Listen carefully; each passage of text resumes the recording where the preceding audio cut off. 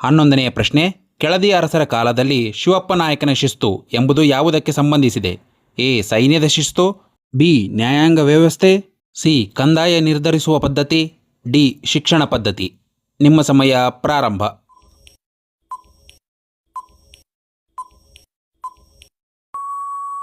ಸರಿಯಾದ ಉತ್ತರ ಸಿ.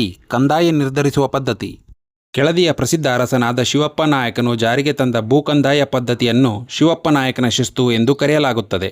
ಇದು ಭೂಮಿಯ ಫಲವತ್ತತೆಯನ್ನು ಆಧರಿಸಿ ಕಂದಾಯವನ್ನು ನಿರ್ಧರಿಸುವ ವೈಜ್ಞಾನಿಕ ಕ್ರಮವಾಗಿತ್ತು. 12ನೆಯ ಪ್ರಶ್ನೆ, ಮೈಸೂರಿನ ಬೆಂಗಳೂರು ಅರಮನೆಯನ್ನು ಯಾವ ಶೈಲಿಯಲ್ಲಿ ನಿರ್ಮಿಸಲಾಗಿದೆ? ಎ. ದ್ರಾವಿಡ ಶೈಲಿ, ಬಿ. ಇಂಡೋ ಸಾರ್ನಿಕ್ ಶೈಲಿ, ಸಿ. ಟ್ಯೂಡರ್ ಶೈಲಿ, ಡಿ. ಗೋಥಿಕ್ ಶೈಲಿ. ನಿಮ್ಮ ಸಮಯ ಪ್ರಾರಂಭ.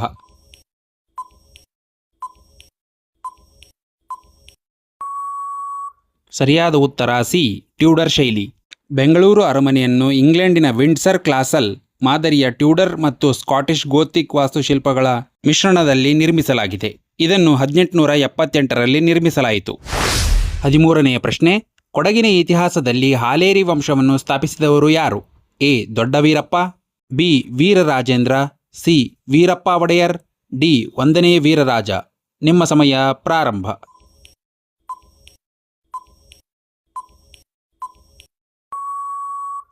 ಸರಿಯಾದ ಉತ್ತರ ಡಿ. 1ನೇ ವೀರರಾಜ. ಇವರು ಸುಮಾರು 1600ರಲ್ಲಿ ಹಾಲೇರಿ ರಾಜವಂಶವನ್ನು ಸ್ಥಾಪಿಸಿದರು. ಇವರು ಇಕ್ಕೇರಿಯ ಕೆಳದಿ ನಾಯಕರ ವಂಶಸ್ಥರೆಂದು ಇತಿಹಾಸ ಹೇಳುತ್ತದೆ. 14ನೆಯ ಪ್ರಶ್ನೆ, 1857ರ ದಂಗೆಯ ಸಮಯದಲ್ಲಿ ಸುರಪುರದ ನಾಯಕರಾಗಿದ್ದ ವೆಂಕಟಪ್ಪ ನಾಯಕನಿಗೆ ಬೆಂಬಲ ನೀಡಿದ ಬ್ರಿಟಿಷ್ ಅಧಿಕಾರಿ ಯಾರು? A. Meadows Taylor, B. Munro, C. Elphinstone, D. Campbell. ನಿಮ್ಮ ಸಮಯ ಪ್ರಾರಂಭ.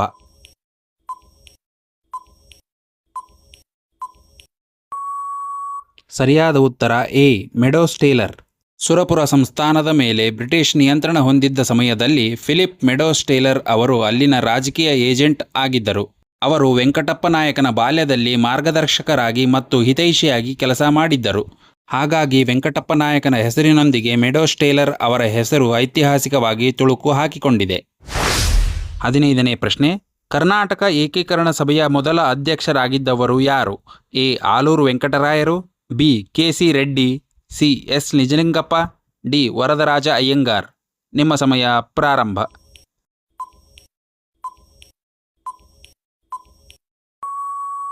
ಸರಿಯಾದ ಉತ್ತರ ಡಿ. ವರದರಾಜ ಅಯ್ಯಂಗಾರ್. ಕರ್ನಾಟಕ ಏಕೀಕರಣ ಸಭೆಯು 1916ರಲ್ಲಿ ಧಾರವಾಡದಲ್ಲಿ ಸ್ಥಾಪನೆಯಾಯಿತು. ಈ ಸಭೆಯ ಮೊದಲ ಅಧ್ಯಕ್ಷರಾಗಿ ವರದರಾಜ ಅಯ್ಯಂಗಾರ್ ಅವರು ಕಾರ್ಯನಿರ್ವಹಿಸಿದರು. ಆಲೂರು ವೆಂಕಟರಾಯರು ಈ ಸಭೆಯ ಸ್ಥಾಪನೆಯಲ್ಲಿ ಪ್ರಮುಖ ಪಾತ್ರ ವಹಿಸಿದ್ದರು. ಅವರನ್ನು ಕರ್ನಾಟಕದ ಕುಲಪುರೋಹಿತ ಎಂದು ಕರೆಯುತ್ತಾರೆ. ಎಸ್. ನಿಜಲಿಂಗಪ್ಪ ಅವರು 1956ರಲ್ಲಿ ಏಕೀಕೃತ ಕರ್ನಾಟಕದ ಮೊದಲ ಮುಖ್ಯಮಂತ್ರಿಗಳಾಗಿದ್ದರು. ಕೆ. ಸಿ. ರೆಡ್ಡಿ ಅವರು ಮೈಸೂರು ರಾಜ್ಯದ ಮೊದಲ ಮುಖ್ಯಮಂತ್ರಿಗಳಾಗಿದ್ದರು. 16ನೇ ಪ್ರಶ್ನೆ, ಚಾಲುಕ್ಯ ವಿಕ್ರಮಶಕೆಯನ್ನು ಆರಂಭಿಸಿದ ಕಲ್ಯಾಣಿ ಚಾಲುಕ್ಯರ ಅರಸ ಯಾರು? ಎ. 2ನೇ ತೈಲಪ, ಬಿ. 6ನೇ ವಿಕ್ರಮಾದಿತ್ಯ, ಸಿ. ಸೋಮೇಶ್ವರ, ಡಿ. ಜಯಸಿಂಹ. ನಿಮ್ಮ ಸಮಯ ಪ್ರಾರಂಭ.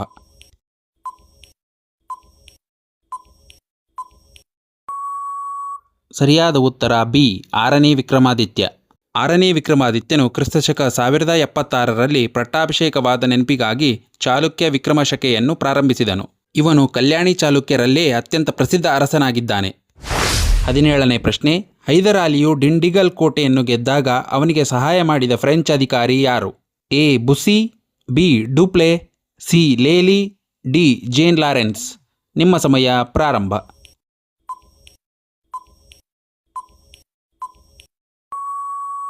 ಸರಿಯಾದ ಉತ್ತರ ಎ. ಬುಸ್ಸಿ. ಹೈದರಾಲಿಯು ಡಿಂಡಿಗಲ್ ಕೋಟೆಯನ್ನು ವಶಪಡಿಸಿಕೊಳ್ಳುವಲ್ಲಿ ತನ್ನ ಸೈನ್ಯವನ್ನು ಆಧುನೀಕರಿಸುವಲ್ಲಿ ಫ್ರೆಂಚ್ ಅಧಿಕಾರಿಯಾದ ಬುಸ್ಸಿಯ ಸಹಾಯವನ್ನು ಪಡೆಯುತ್ತಿದ್ದನು. 18ನೇ ಪ್ರಶ್ನೆ, ವಿಜಯನಗರ ಕಾಲದ ವರಹ ಎಂಬುದು ಯಾವುದರಿಂದ ಮಾಡಲ್ಪಟ್ಟಿತ್ತು?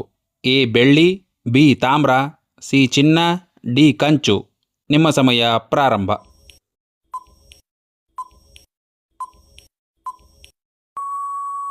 ಸರಿಯಾದ ಉತ್ತರ ಸಿ.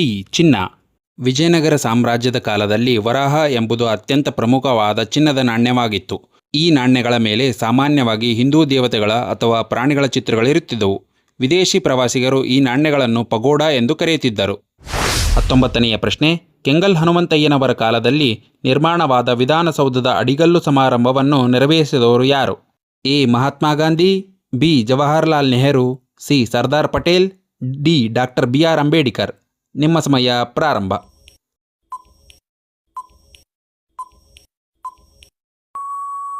ಸರಿಯಾದ ಉತ್ತರ ಬಿ ಜವಾಹರ್ಲಾಲ್ ನೆಹರು. ಬೆಂಗಳೂರಿನಲ್ಲಿರುವ ವಿಧಾನಸೌಧದ ಅಡಿಗಲ್ಲು ಸಮಾರಂಭವನ್ನು ಜುಲೈ 13, 1951ರಲ್ಲಿ ಅಂದಿನ ಪ್ರಧಾನಿ ಜವಾಹರ್ಲಾಲ್ ನೆಹರು ಅವರು ನೆರವೇರಿಸಿದವರು. ಆಗ ಕೆಂಗಲ್ ಹನುಮಂತಯ್ಯನವರು ಮೈಸೂರು ರಾಜ್ಯದ ಮುಖ್ಯಮಂತ್ರಿಗಳಾಗಿದ್ದರು. 20ನೇ ಪ್ರಶ್ನೆ. ಬಾದಾಮಿ ಚಾಲುಕ್ಯರ ಆಳ್ವಿಕೆಯಲ್ಲಿ ವಿಷಯಪತಿ ಎಂದರೆ ಯಾರು? ಎ ಗ್ರಾಮದ ಮುಖ್ಯಸ್ಥ, ಬಿ ಜಿಲ್ಲೆಯ ಮುಖ್ಯಸ್ಥ, ಸಿ ಸಾಮ್ರಾಜ್ಯದ ಮುಖ್ಯಸ್ಥ, ಡಿ ನ್ಯಾಯಾಧೀಶ. ನಿಮ್ಮ ಸಮಯ ಪ್ರಾರಂಭ.